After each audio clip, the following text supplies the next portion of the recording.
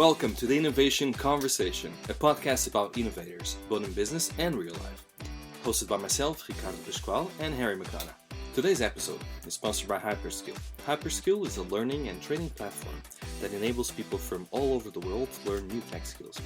If you're looking to learn new tech skills, this is a platform to choose.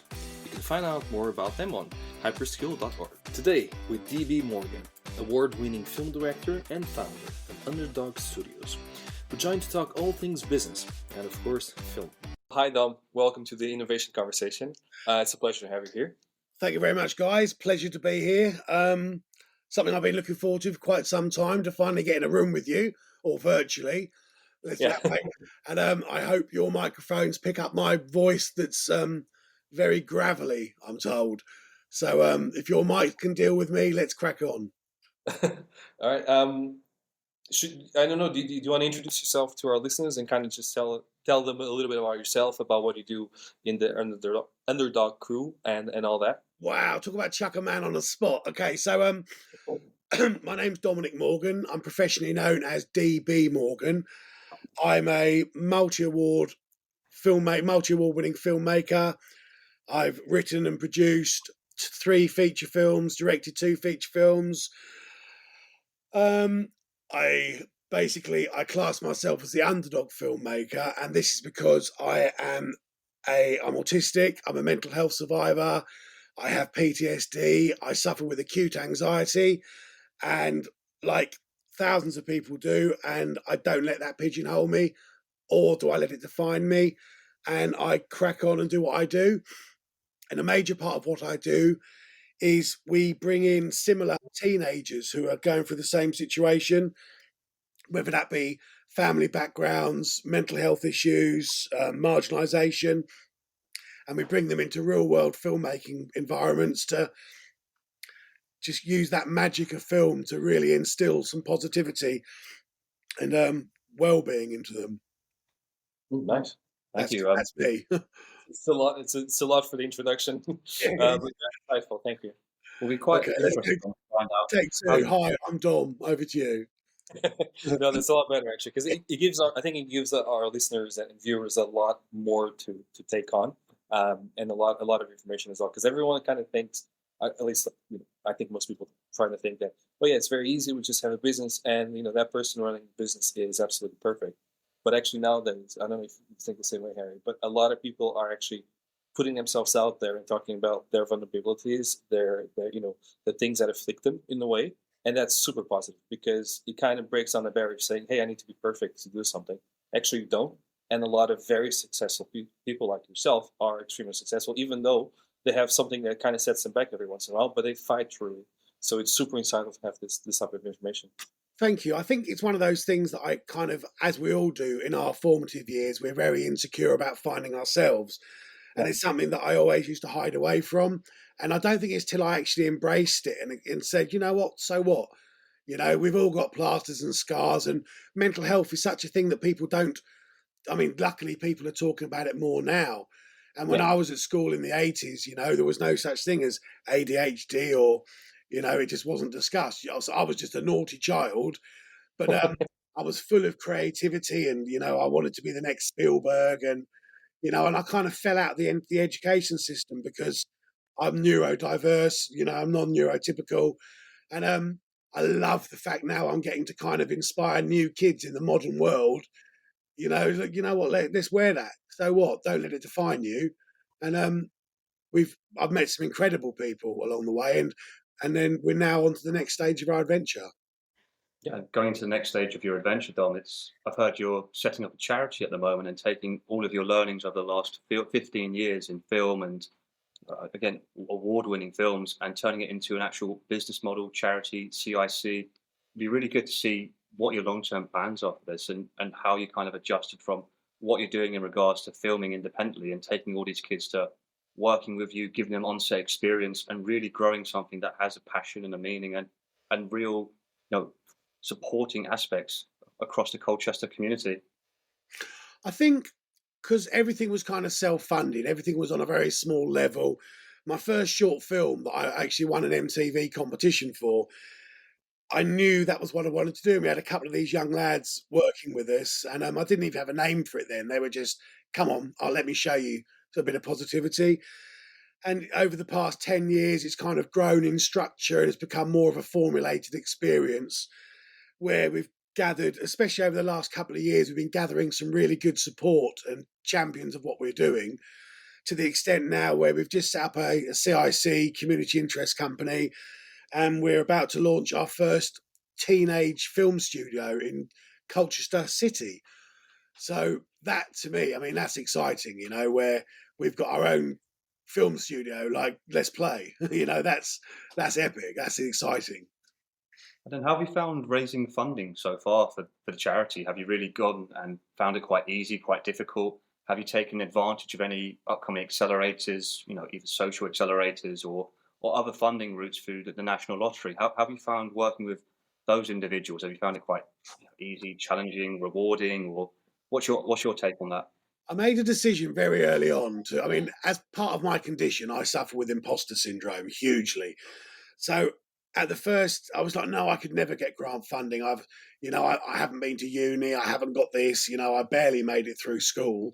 I self-trained myself. And so I kind of self-funded it all myself. And then it was about a year and a half ago, I suddenly thought to myself, blimey, we've got something seriously big going on here.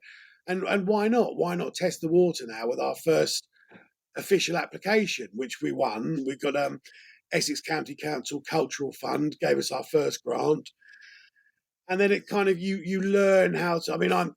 I'm a creative, and I've got this jumble of everything in my head. So when it comes to suddenly having to put everything down on paper, it's a lot more of an educational process of putting everything down in writing, and that's really good. And then from there, you get the development plan, the business plan, the kind of the 5-year plan, and bringing a few people in to help with the funding process. We now find ourselves on the back of our third substantial grant, which has enabled us to set up and run the studio for the first, year and a half. So I think it's a matter of, it's knowing that we always had this amazing concept, proving it first, developing reams of outcomes over the past 10 years. Like on my website, we've got so many written testimonials, video testimonials. We've got some incredible links with where the Colchester Institute Media Department have been sending some of their kids that need a little word push to me. And I suddenly thought, blimey, where's all this come from? And you kind of get lost in the passion and the creativity, and then sit back and think, wow, I'm doing something really cool. Everyone should be doing this. And then I've realized they're not. So I thought, okay, well, let's do it. And, we're just round the corner now from the birth of the first Underdog Crew Studios. Well done. But how did you find like navigating the process? Because I think a lot of people that suffer with those type of conditions. By the way, I also have ADHD. Quite new to me. I have this whole thing. But how do you found like dealing with all these processes and stuff like that? Because for me, I think it's an absolute nightmare. So everything that is very process driven, I just normally back away from. And hearing you and what you've done, and all the grants and funds you got for your company and for Underdog Studios, it's really quite impressive. So how do you navigate through all this? How do you manage like to go from A to Z without losing momentum? Because I think a lot of people have that, right? At least I do. It's easy to get started, but it's really easy to drop out of something. So what tips do you have for people listening to this? Well, from my point of view, I think the most important thing is to start off by taking a really good, hard, long look at yourself and really recognizing your weaknesses. I know my strengths. I'm a creative. I'm a screenwriter. Everything I've done has come from being a writer. Now, that is a vital part of everything, a part of the process of filmmaking. Everything starts with a good story. So I've always known that part, I'm good. I've studied it for many, many years. I've done many courses in London. So I know the creative side, the graphic design side, and all that kind of flowery stuff I've got ticked. So then obviously the most important thing, I need some business heads. So it's all a matter, it's the same with everything really. You gather your team. I was a chef, that was my original background. So I chefing has always been my analogy. If one head chef is going to jump in a kitchen and take on a service of 100 people, you're going to fail, because you need your sous chef, your commie, your line chefs, your washer upper, your waitresses, and all of them are dedicated skill sets. Where so it's just building a good team of people that believe in you. And some of them, everyone always said, oh, I like that idea. What you got to show me? And like Yeah. 10 years ago, it's like, well, not a lot really. I've got a good idea. Mhm. And now it's just like, I think it's got to the point where we've got so much armory and so many positive outcomes. I mean, not one teenager that's come to us hasn't benefited hugely from being part of what we're doing, and some of the kids we've worked with have been really, really troubled, and some of them on the verge of like real suicidal thoughts. And we like the idea of working with people long term. And I always name drop Joe, because he's Joe Allison's our Underdog Crew champion of last year. Okay. And he came as a recommendation through the Colchester Institute. And he had some severe physical problems, which escalated into some mental health problems and a real breakdown.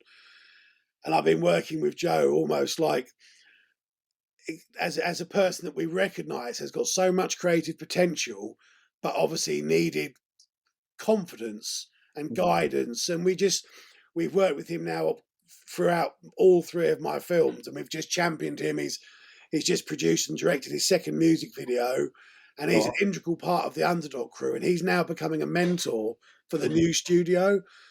And that's the kind of plan that we want to do, is you're paying it forward. There has to be my two kind of keywords are all equal and paying it forward. And then so we don't want to have somebody working with us for a year or two and then going off. Whatever they do in their adult lives, I want them to be coming back and talking to their students regularly and meeting with them and paying for their own positive experiences and saying, look, this is where I started. This is where I am now. I don't care what people tell you and what you can't do. Everyone does that. Let's focus on what we can do. And I've probably gone completely off a tangent. So I'll say, what was the question again? That's I don't know, but I completely forgot about it. But I'm sure people listening can just go back and just 50-second button and just go back. But I was thinking like a million more questions just popped in my mind. But ultimately, you mentioned something that I truly believe in, which is just paying it forward, right? Someone does something good for you, and you go out and you help someone else down the ladder, just moving up the ladder. And it's such an interesting concept to talk about, because I think a lot of people don't realize that actually if you ask for help, most people are actually willing to lend you a hand, as such. And yeah, I think it builds a good community around you. So was this something that you've always done in your professional life, or is it something that thought, you know what, I'm just going to build a community around me of people that are willing to grow at the same time? Because ultimately that's what's happening, right? I think so. I mean, like now I remember where we're going. It's about building the team and the chefing analogy. So yeah, that's exactly what I did. I thought, well, who do I need to help take it to this? We all grow together, especially in the creative industry. You're always moving forward, and you're always looking for your next project, and everyone's got their own end goal. For me, it's about working with like-minded people that really believe in what I'm doing, that ideally have their own experiences of mental health and that kind of thing. And we all build together with what we've got, like running a kitchen, like building a house. The builders are in. We've got the perfect foundations now, and then all the specialists come in and they get involved, and hopefully somewhere along the way, you've got a great roof on the top and there's something ready to move into. No matter what your skill set is, you need other people to come in and offer their own skill sets on the business side of things. And it's collaboration. Maybe, do you know what? I could have just saved 10 minutes and said, that's the key word, it's collaboration. But how? I think the question is, and even for us, because this is just our second episode, how do you get started? How do you find people who are interested in doing the same thing you are? I mean, I know you probably had a very broad network, because you have been in the industry for quite some I mean, years I now. started with nothing. I had no contacts, nothing. So how did you get started? Tell us that story, because I think for people listening, that's going to be super insightful. Just having that type of, I have nothing, then I have something. So how do you get started even? What's that Kevin Costner saying from Field of Dreams? If you build it, they will come. Yeah. And I think the film industry in itself is very fickle, and it's very much based on the Emperor's New Clothes. Yeah. Yeah. So, for example, this is what most filmmakers do. You'll come up with a fantastic idea. You'll make a poster. you'll put it up on your website with a log line about what this film's going to be, and you'll Yeah. declare to the world, next year we are making this movie. Mhm. You haven't got a pot to do anything in. You've Yeah. got no resources. You've got no background. But what it comes down to, I think, is the power of self-promotion, Mhm. self-belief, and having the tools to back it up with. I mean, I think that's the most important thing, because no matter what you're doing in a professional level, people are going to be analysing you and criticising and looking at you critically at every single level. So you've got to have the skills and or some element of something about you to be marketable, and then you just shout it from the rooftops, because I think they say some of the most successful people, they're not the ones that are the best at what they do. They're the ones that had the most belief and never gave up. Mhm. And I think that's the other thing. I mean, it's stayability. They say you're so close that when you feel you're so close to failure, that's sometimes when you're so close to success. Yeah. And by human nature, especially in this country, it's very easy for people to say, no, you can't do that. Go and get a real job. Things like that. And I think it's especially with the way the media industry is there are some really amazing media jobs, and things have changed quite a lot. But it's just building a base, building a platform, networking. I mean, huge amount of networking, going to filmmaking groups. I did a lot of training up at Rain Dance Film School in London, Mhm. met some people there, and I self-funded my own short film, because I'm having these meetings with people that are the same as me, and they're talking like, yeah, I'm going to make my first movie. It's going to cost 2 million, and it's going to have such and such and blah, blah, blah, blah, blah. And these people are still scratching around trying to make it. And I think you have to look at other people that have made, and obviously I'm using the film industry now, Yeah. where it's resources filmmaking. You think, well, that's not going to work. Look at some of the most amazing people that are pretty much like two people in one room, the early Tarantino stuff. Yeah. And you build an incredible story where you can't afford 50 extras. You can't afford to feed 5 actors, Mhm. but you have to be realistic in your confines and your expectations. And I So think true. there's an industry saying that if you want to go and make £1 million movie, go and make a £10,000 movie. And it's just that kind of thing. It's sensible, right team, collaboration, small steps. Everything's a product, isn't it? Whichever way you do it, you release a test product, and I'm just thinking about like 3 film directors that just popped into my mind that actually started like that. You mentioned Tarantino, that's one. I'm thinking a close friend of him, Robert Rodriguez. He did Dusk Till Dawn The Rebel with Without a Clue, a book on my bookshelf that's there you go. So exactly, yeah. So he started with absolutely nothing. I think his first budget was like $10,000 or something like that, and he took all his cast and crew to Mexico and just shot the whole thing, and it was a huge success. Then we can think about other movies, for example, because I'm a big movie type of guy. We can think about Clerks, that also had a very very low budget. We can even talk about the Blair Witch Project, which came out in 1998. Have you ever watched that movie? yeah, of Yeah. course, yeah. Paranormal That Activity, anything with Shane Meadows, David Slade's early stuff. exactly. So they started like with almost nothing, but they just Mm. went out and did it. I think that's kind of the problem that most people struggle is thinking, oh, I need A, B, and C, and it's gonna take forever. It doesn't need to be that complicated, really. And I think the film industry, if you get a camera, get the good idea, just go out and do it, and you're gonna learn so much in the process that I think that's the difficulty of it. It's yeah. not as achievable as what people perceive, because Mhm. working in the areas of what Dom's been doing in regards to the creative area, it's one of the industries that are most in demand in the UK, and not many people can actually navigate that industry because one, Yeah. it's incredibly hard to do unless you have significant amount of funding. Mhm. But two, the UK, economy or the way everything's set up, they're trying to encourage people to kind of go into that space. Mhm. So, for instance, I'm pretty sure Dom, you may have done this in the past where you've actually looked at funding opportunities such as that of EIS for the filming aspects, where people can actually put money in, and if the film goes really, really well, they get rewarded. If it goes so badly, no matter what happens, there's an incentivized aspect where if it fails, you get your full money back. So they're really trying to push it. Yet the key question I would like to ask you, Dom, is how are you seeing the Underdog Crew Studio fitting in with Colchester's film and creative boom? And do you see yourselves having a really big impact in that space, being the center point to help underrepresented youth, help individuals from uni, Colchester, Colchester schools and other areas around there? Do you see yourself as that focal point to help them get and fill these, possible 27,000 jobs in that region or in the UK economy?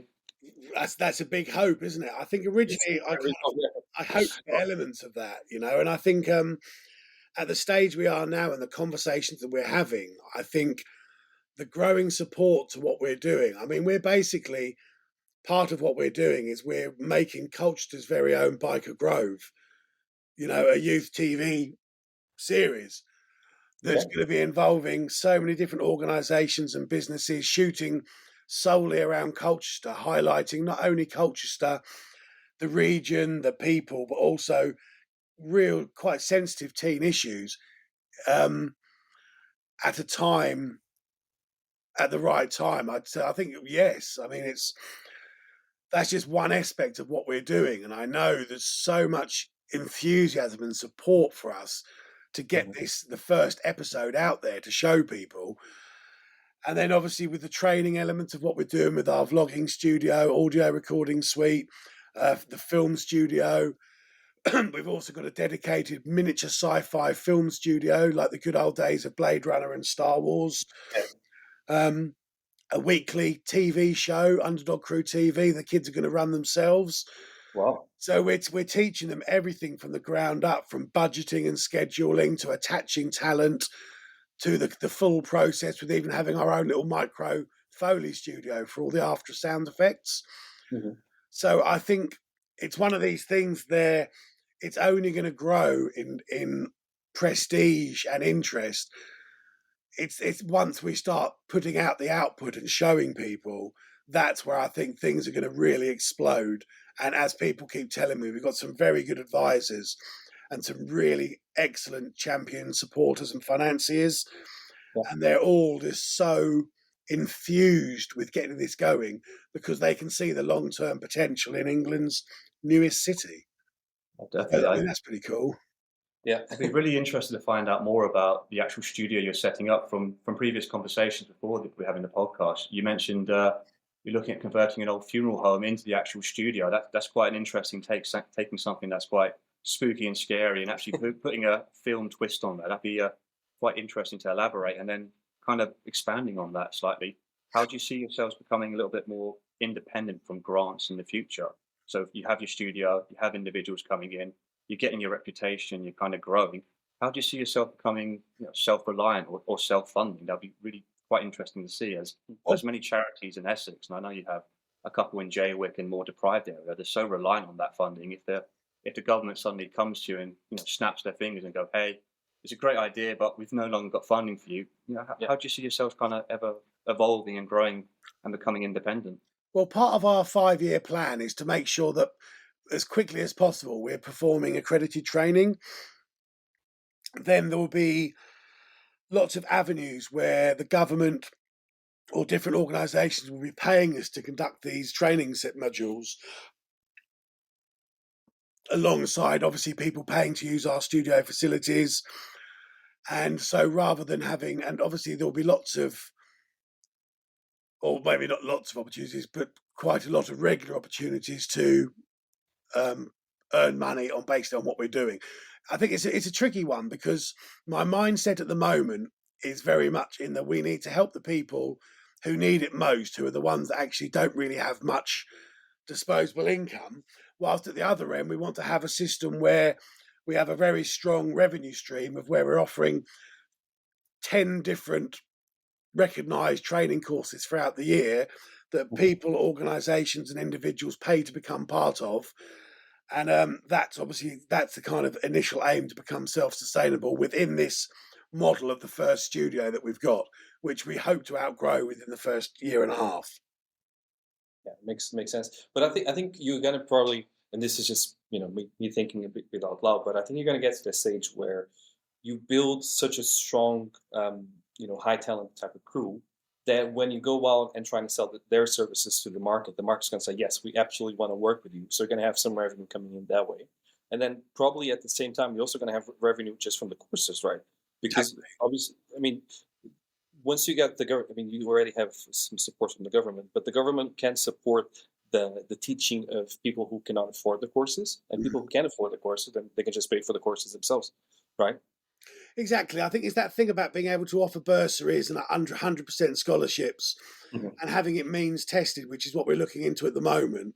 Yeah. It's that whole thing again about all equal. You know, we don't want to exclude anyone that needs it most.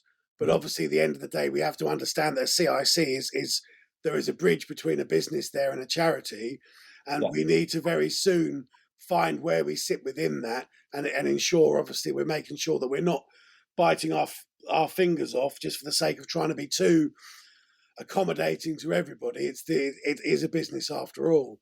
So we've got advisors and different people. We're looking at different self-financing models, how we can generate revenue through many different streams within the studio.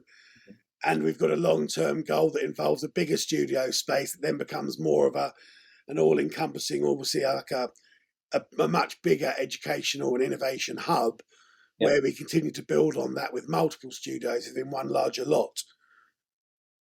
Let me ask a question. So, on the people that actually join this community, the Underdog Crew, has you mentioned one has been very successful, has launched, his I think two first music videos. You said, how are you finding the industry? Like, is the industry super receptive to actually taking on board new people based on the training they get from you, or how is that going on? Because there's quite a big film industry in the UK overall, isn't it? I mean, so many films get filmed here, and then you also have the massive. I'm gonna get the name wrong, but you have the studios where they film the Harry Potter and Warner India, Bros. And Watford, Warner and Bros. everything around Yeah, London. exactly, and it's a huge film industry here in the UK. So how are you finding their feedback, and or have you had any feedback from them yet? Or Not majorly. I mean, the bottom it's still a very insular industry. You know, yeah, it's a lot of people say it's still very old fashioned. It's all about who you know. hmm The internship system, you know, is the way it is. It's very much how it's it's changing as everything else does slowly. I think we're looking more toward the amount of money that's coming into Norwich now, where they're building new studios in the Norwich area. yeah, So we're looking more towards that region as part of our model. We have some good links in London. We hmm have some good places that people can then go off and get some work experiences at. nice. It's all a matter of it's been funny enough. It's that paying it forward thing. It's been nicer to the if I was to ring up, say for example, any production house, and the young man or the young lady that answers the phone now will hmm be a script reader or a studio runner in 3 to 4 years. So Yeah, it's all about building contacts early on hmm and you know, using LinkedIn, you know, going to the right networking events, speaking to the right, just being nice, trying to inspire people, trying to lead the way in something that feels so obviously right. hmm In every industry these days needs to be inclusive. You know, hmm we need to break down the stigma of mental health. And part of my little mission is if I can slightly part the ways with doing that, yeah. then that's a good bouncing point for me, you know, and then just basically pointing people in the right direction and helping them where I can.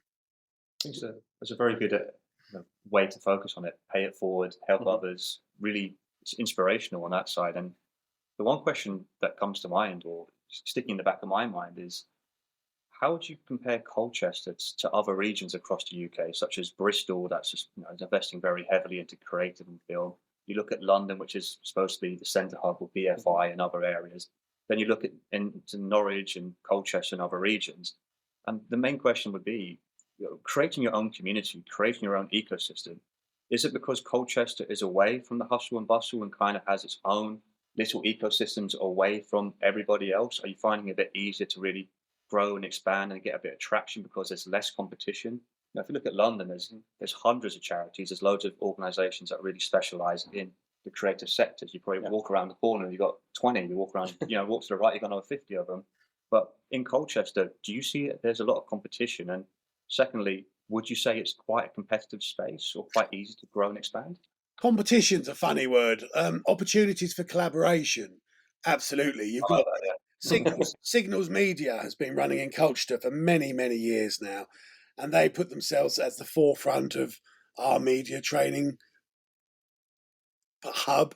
Basically, we've got First Sight, this incredible screening exhibition centre. some incredible Colchester Arts Centre, the Headgate Theatre, the Curzon. There's some amazing places in Colchester that I don't think we've capitalised on the potential of saying, let's look at Colchester as a fully integrated media production hub yet. And I think many have tried. I think there's obviously some ongoing stuff going on still. There are lots of incredible people doing some really good things. And I think sometimes it can be a very divisive industry, as with most, and I think we're all competing for our little niche outside London. And then obviously we've got Eyesight Media, which is a huge media production company just on the outskirts of the A12. They do their own thing. And I think it's a matter of just trying to pull everyone together, basically, in some way or another. And then, sorry about the little beeps on that end. And then, again, it's pulling everybody together. I think in an ideal situation, if someone was to, let's say, give you £1 million in funding, how would you say you would grow, you would expand? Where would you want to be in 2 years' time if you had all the funding in the world, or that £1 million? You kind of grew and grew. And let's say in 3 to 5 years' time, where do you want to see yourselves? I live that dream in my dreams. Now, basically, what that involves is, it involves the Underdog Crew Studios being several beautiful woodland barn-type buildings in about 5 acres of woodland. And within that, we have a woodland filming environment where we also encompass wild living as a means to physical, emotional well-being, very much like they do in certain schools, and they call it forest schools. So as a major part of our media training, we'll also have bushcraft and kind of like back to nature, back to basics kind of workshops as well, where we'll be dealing a lot more in the mindfulness arena, where we'll be working with specialist mental health workers, where we can then open ourselves up as a much more not clinical, but a more recognised organisation, where we're still doing everything that we want to do with the filmmaking arena, but we're opening up more into, we have a whole wild film set where, I mean, I'm massively into bushcraft and the benefits of unplugging and going to the woods and getting back to basics. That's a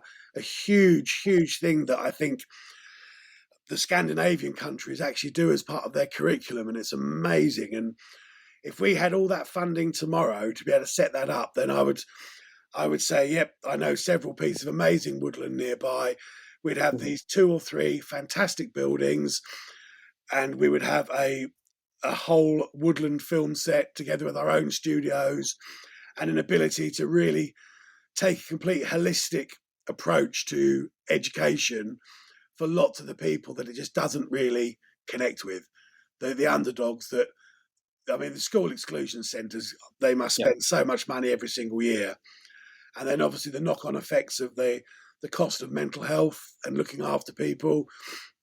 It's that critical age of 12 to 16 where it's we've looked at our numbers, and we know our area is prolific. We've got real problems with teen mental health. So I think if we could become that much bigger organisation that is so much more than just let's make some films, but still the ethos is always about creative arts. So we'd almost have like wood turning and pottery workshops and stuff, so people can like pick their curriculum for the week, and it becomes this exciting creative hub where we share space with other creative enterprises. That's kind of the long-term dream. No, it makes sense, because the classroom environment, if you think about it, it doesn't work for everyone, right? And for us to think as a society that we actually need to go through, the traditional classroom environment to be successful, it's completely wrong. It doesn't work like that at all. And also for young kids, when they go into the classroom in the 12th, for example, obviously they've already been there for a couple of years, but they get into that formative teenage years, and they just don't resonate at all with that traditional model. It's quite a big struggle, isn't it? I mean, you mentioned your struggles. I know I have my own as well. But it's like, where do I fit into the world? Because I'm obviously not performing as it's expected of me in the classroom environment. But what am I supposed to do? Am I a complete failure? But actually, no. Maybe you should get out of the classroom. Maybe you should go out and do things that motivate you and that excite you. For me, it was, I remember being 14, it was about doing theater. And that made me through high school because I could manage that, or secondary school, as you want to call it. But being, trying to be an actor for the first years of my teenage years made a huge difference because I had some motivation. I wasn't doing that well at school. I was doing okay, but then the acting was doing very, very well. So, is that something that kind of makes sense to you? Which is, just go out and do something, even if it's not related to school. Just go out and do something that makes sense to you. I think the education system has an obligation to recognise that you're a creative or you're an academic, and then or you're somewhere in between. And I can't comment on that because I went to school decades ago, but I'm still seeing that resonate through my own children at school. Yeah. And when you'll hear schools say, "Oh no, we don't have any bullying at this school," the world is the same, teenagers the same. We've got Yeah. different motives now, and different. We tend to be measured on how many Instagram followers we've got rather than, what personality traits that we've got. And it's a tough world to find your place in, but we Yeah. are all amazing in our own way, and we're all shrouded with baggage that's been thrown at us from our upbringing, our life, our school experiences that shape us towards our feelings of self-worth. And I think that there should be a greater obligation. But I think we're still the school system is still teaching something that hasn't changed in 60 years, 100 years. Yeah. So I think obviously that's the standard comprehensive school models. Obviously that's I know nothing really, but from my personal experience, I think there is another way. And you hear so many stories of these amazing people that had a terrible school life and went through so many challenges and terrible stories of marginalization and bullying and oppression and whatever. And they come out and they become the most incredible jobs that you wouldn't see, that aren't the expected jobs, like tattooists and things Mhm. like that, and artists, and this whole spectrum of amazing creative jobs that just aren't really the focus of mainstream education, or weren't when I was at school. I'll keep adding that because I'm sure it's changed a lot. But I still feel that there is definitely a gap that There's thousands of practically, children are falling into, and there has to be a reason for that. And I think part of that is, like I say, we just need to stop telling them. We need to start asking them. Stop yeah. telling them the way they need to be. Ask them, what do you need to be? So expanding on that, when you're saying about asking the individuals and the school kids, it'd be quite interesting seeing what the school kids are like from an Essex perspective. Are they willing to take up film, creative art? Can you imagine some individuals from quite deprived areas walking around with lipstick, makeup, wearing all these prosthetics and all that? Are they quite, are they willing to participate? That'd be quite a good question. Is there a lot of people kind of queuing up to really look into it? Is this something of real interest? Because again, when you have a look at I guess the masculine aspect, a couple of years ago, not a couple of years, probably 10 years ago or so, it was kind of macho man. I'm not doing that aspect. But now, when you really look into it, it's all changed. More people kind of open up about their sexuality. They're more free. They're more, I guess, free caring. All that. I really like People your interpretation of what we plan to do, Harry. There is another aspect of saying, like, do you think we could take a group of teenage boys, for example, who are completely disenfranchised and say, "Do you know what, let's make a little horror movie. Let's Mhm. make a fake arm that we're going to pretend to rip off and it explodes in theatrical style, rather than let's slap on some lippy and go and take some cameras out." So I think it's how You're up you for it, yeah. I Trying to think it's get there. I think it's how you broach the subject, really. And I think, but I understand exactly what you mean. I thankfully the modern world now is so much more inclusive with the LGBTQ plus community, the mental health situation, and non-neurotypical. Just by the teenagers that we've had applying so much, we've already that are signed up. We're encompassing the whole range of exactly the kind of people that we wanted to attract. And I think yes, I think Colchester is it's a funny one because it still feels like a small town, but it isn't. It's an incredibly diverse community, incredibly diverse in every single angle. And I think I just, you see these kids come on set with us for a couple of days. I mean, the music video that we did, the pirate zombie music video. Some of Mhm. these lads and lasses and I say kids all the time, and I don't mean that in a derogatory Young way. These adults. teens, Yeah. they were quite quiet, kind of hanging around the perimeter for the first Mhm. day or two, and then the pattern it always emerges. They always end up getting fully invested in it and Yeah. coming out the other end and going, "Oh, man, when can we do this again?" So the only difference is, I think, is the level of reluctance and the time it takes to reach one of these kids, Yeah. and that's the individuals, and but there's something magical about creativity and filmmaking and music and drama and drumming workshops and all that kind of thing that we're looking to do. It it unshackles us from conformity, and I think it allows us to be. And as long as you're in a nurturing and progressive environment, I think that's what we need to thrive, and that's that really, I suppose. Let me ask you a question on this because it's you mentioned conformity, and I think a lot of the kids, hopefully going to have some listening to this, really struggle with social media because it presents this image of perfect individuals, right? There's never anyone with any issues. Everyone has a perfect body. It's amazing all the time, but actually, real life is not like that at all, right? And what do you say to a kid that's listened, that's spends their time on social media? What would you say to them? Just, because it's not real life. And how do you tell them, hey, just get started? What advice would you give to them? Just, I mean, I love challenging people. So Mhm, just by that one question, it's not real life. If we had a group debate with, say, 10 teenagers sitting around the room, mhm. and I would say, as a 51-year-old man, my conception is it's not real life. I would Exactly. Yeah. literally just sit back, and I think we'd have the most incredible discussion that would evolve into a really creative debate, which would end up with a group decision of making a 15-minute documentary about modern life through social media. It really, Yeah. and it's that simple. I think I've just broken that whole thing down, and that's just what would happen. It's No, just, but what's interesting about the whole social media thing is that a lot of people nowadays they grow in. When I was growing up, when I was a teenager, we had MTV or we had television, and that would be the baseline, or this is where we're getting our influences from. And then a generation later, not a generation, but a couple of years later, Harry's time, you probably had the internet as well, and a little bit of social media. Oh, I'm not that old. No, but we had inputs from different sources, and that all shaped our personality, right?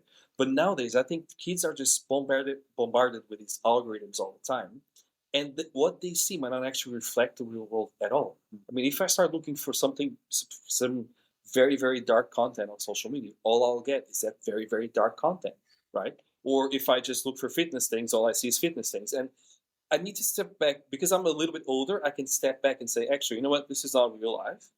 But for young kids, they don't know the difference, do they? I think that's the big issue. it's. I mean, that's the whole global debate, isn't it? We're going back into the Orwellian look now, aren't we? Of what is reality? Hmm. It's maybe reality is the construct of the majority decision. If the majority are telling us that's reality, then us old people have to step back and go, okay, well, that's reality now. So it's funny because at my age, we're the ones that are responsible for screwing up your lot future, and we ruin the planet for the rest of you, and I like to think I haven't been part of that because I'm a bit of an earth boy. Yeah. But I think it is what is reality. If this is Yeah. the reality that every single young person is living, then it's real, and Mhm. then so we're the ones that aren't living in reality. I'm sure if we had that round the table debate, I'm sure that we would hear somebody say "get real" probably 50 times in the space of a 15-minute conversation, Yeah. or "get with the times, granddad," and stuff like that. It is, and maybe it is what it is. It's the cycles of technology, and Yeah. until technology and an EMP strike that the doom mongers say, it's never going to change, is it? Yeah. Totally That true. let's hope. I mean, obviously, the big debate now is with artificial intelligence and the fears of that, and I think that's quite a worthy debate to have. Mhm. But I think, I mean, we're going into a deep psychological Yeah, hole now. My little old we broken are. brain is far too capable of coming to grips with. But I think the answer is it's reality. If it's real to 70% of the universe, it's reality. Hmm.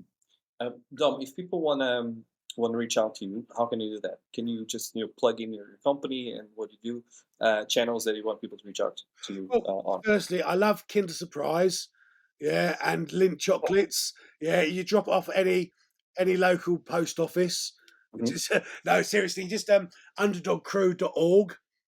Okay. You can Google me, DB Morgan Director, and it kind of links into my universe. I still find that's quite weird now that I Mhm. just Google myself and there I am, top of the page, and it keeps me humble because I've achieved nothing, and I say this, and maybe this is when you're asking originally about what my inspiration is and what my motivation is. I'm very hard on myself, and I've had a victory cigar for 10 years sitting there ready to smoke, Okay. and I've been close a few times. Not that I advocate smoking because I don't, Mhm. but it's very symbolic, and I feel a pat on the back for micro achievements is really good, but I'm Mhm. always striving to grow and grow because I have this thing with maybe it's down to the self-deprecation. I don't take myself too seriously. Mhm. You know, there are clear goals that I need to get to, and I'm not too hard on myself because I do take time to celebrate micro rewards. Yeah. But I think the trick is to always look on every failure as okay, well that's good because we're one step closer to success. Mhm. Acknowledge that feeling like you want to give up is a completely natural part of the process. Feeling overwhelmed and feeling that you're never going to achieve your goals is natural. And I think as long as you know you've got a good idea and a really solid idea, you just there's this horrible thing I use, and it's positivity, energy, and focus. If you Mhm. combine all those three things together with a realistic goal, you can't fail. Yeah. It's good advice right there. Thank you for that, Don. We really appreciate you coming on today's podcast, and it's pretty much answered my final question there. A really, really good explanation on what advice would you give to someone doing an entrepreneurial journey in the charity sector. And I think you've really nailed it down. Never give up. Always, work on your community aspects. Always kind of build that and pay it forward. And it's really good advice. And we really appreciate you coming on the call today. Yes. And thank you for your time.